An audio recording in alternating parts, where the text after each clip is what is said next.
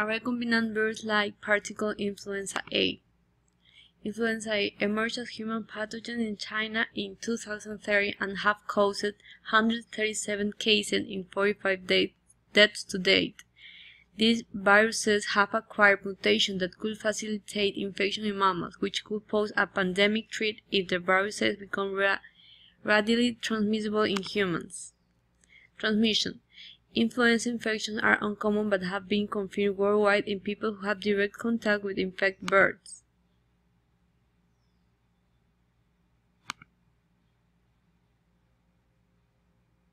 From the deaths that have occurred so far, that it is the same pattern that we've seen in other influenza outbreaks, i.e. older patients and younger patients, people with other kind of concomitant disease processes or immune deficiencies of various kinds.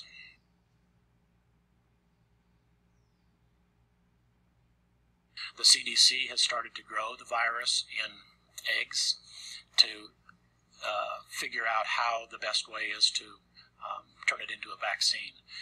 It is important to note that the vaccines that have been used for influenza over these last few years do not seem to have any impact at all on the H7N9 in terms of preventing it.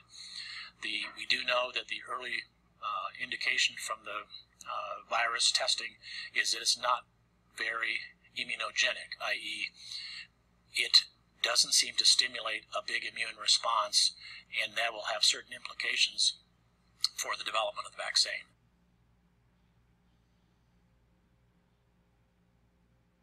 It's mostly acting like influenza of the other kind that we're more familiar with. We know that some people have gotten it, have never sought medical care for it, and have gotten over it. We know that people can have mild to moderate illness with it, receive a little bit of care, and do fine. So it has the gamut that it runs in terms of its severity, but with a 20% give or take fatality rate, such as we know it today, that would be higher than what you would expect.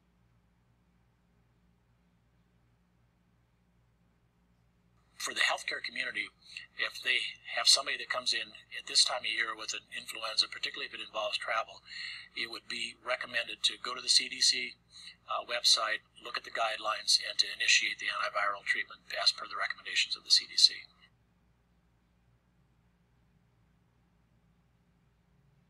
It would be more likely, as in the past, to go to Southeast Asia, Singapore, Indonesia, Australia.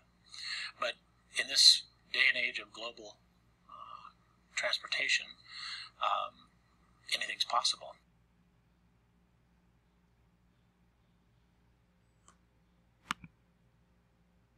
Symptoms include high fever, usually with a temperature higher than 38 centigrade, and other influenza-like symptoms, cold or sore throat, diarrhea, vomiting, abdominal pain, chest pain, and bleeding from the nose and gums have also been reported as early symptoms in some patients. In many patients, it is the development of lower respiratory tract early in the illness. Respiratory distress, a hoarse voice, and a crackly sound when inhaling are commonly seen.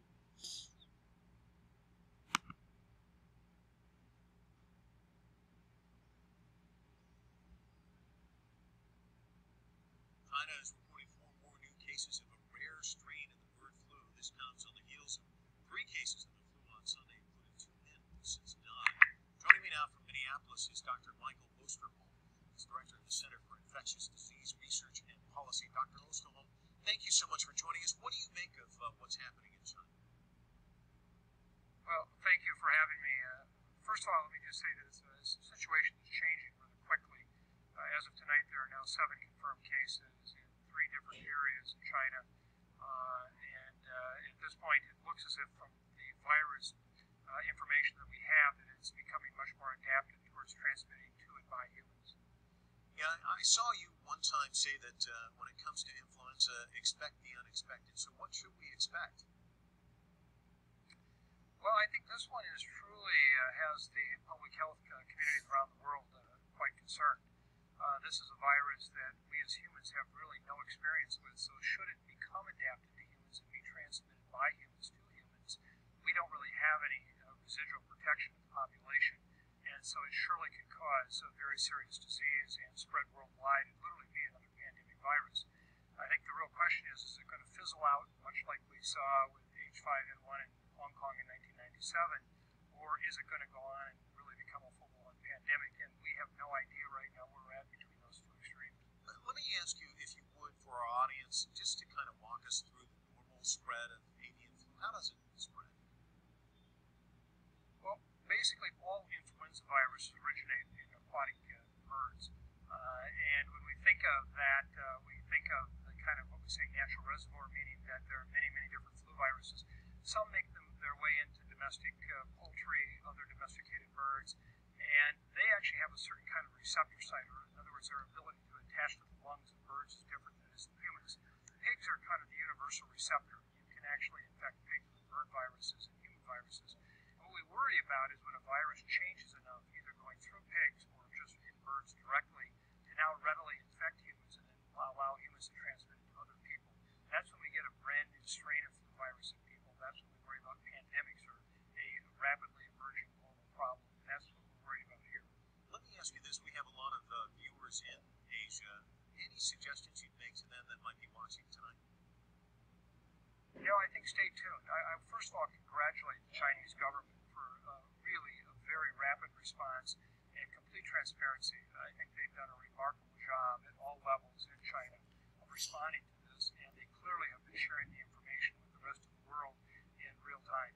That helps a lot. That allows us to give the public much better information. Right now, this may fizzle out. We can only hope that it will. If it doesn't, obviously it's a stay tuned moment, and it's one that could really be very significant, and that's what people have to wait for. And you're somebody who knows when something's fizzling and when something's actually being fueled.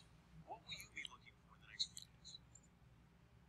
Well, one of the things we're going to be looking for is there any person-to-person transmission. We don't have any evidence of that yet, but when people become infected, from whatever source that may be, whether it's some animal or another person, is there evidence of that person-to-person transmission? The second thing we're going to be looking at is the virus continue to change and become more adapted to one that we'd expect to be readily transmitted among people.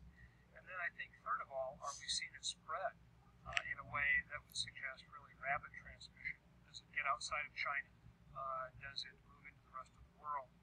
Remember that in 2009, with that pandemic strain, H1N1, within 28 days of its first recognition, that virus is in 48 different countries.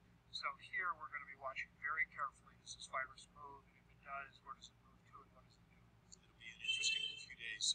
Thank you so much, Dr. Osterholm, for joining us this evening from the Institute.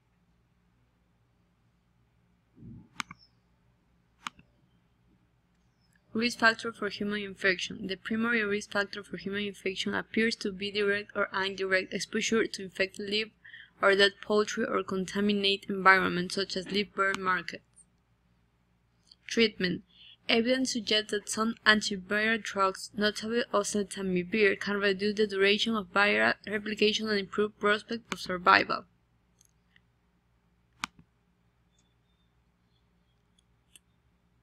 Researchers at Cincinnati Children's Treatment Evaluation Unit are looking for volunteers to test a vaccine. It could stop the spread of a potentially deadly flu virus. Medical reporter Liz Bonus tells us about it in today's Medical Edge. Just a few months ago, human cases of what's called the H7N9 influenza began showing up in China. It's a flu that for the first time seems to be going from birds to humans. So far, it's infected 135 people and killed at least 44 of them, according to the World Health Organization. How'd they likely get it? These individuals probably had a lot of contact with, they may have been their own poultry that they were taking care of. Dr. Rebecca Brady is a specialist in pediatric infectious diseases. She says usually bird viruses don't spread to humans, so early symptoms of this flu were likely missed. A danger because it may be particularly harsh. It did seem to be making those individuals more sick than usual, a lot more involvement of the lungs. So now Dr. Brady is part of a team commissioned by the National Institutes of Health to test the safety and effectiveness of an H7N9 vaccine. Andrea Powers is one of hundreds of volunteers willing to be part of that test. She signed up to get the vaccine in hopes, she says, of paying good health forward. I think future-wise it helps other folks. I have a 12-year-old son who he and his friends could benefit from this. It's important to know we have no known cases of this so far in the United States, which is what makes this research so important right now. 9 sites in total are conducting these studies, and they hope to find out more, especially if it mutates and would create a potential public health problem. That problem would come if the bird flu did start spreading to humans on a large scale in the U.S. and we didn't have a way to prevent and treat it. So Michelle Dickey, an infectious disease nurse practitioner, says researchers are also gathering flu vaccine testing information so that we can measure how ready we are if we were to have a pandemic outbreak. You cannot get the bird flu from the vaccine. It is not a live virus. Volunteers simply come back in a few weeks for blood draws, which measure a response in the body to show if the vaccine is effective. At Cincinnati Children's Treatment Evaluation Unit on the Oak Campus, Liz Bonus, Local 12 News. And volunteers are still needed to test this vaccine and several others. For details, call the number on the screen, 513-636-7699, or visit local12.com. If you qualify for a trial, you are paid for time and travel. Conclusion: the rapid diagnosis of avian influenza virus infection outside China and Taiwan in a Chinese tourist traveling to Sabah, Malaysia highlights the value of high index of suspicion by medical staff, awareness and adherence to national guidelines, and good laboratory service.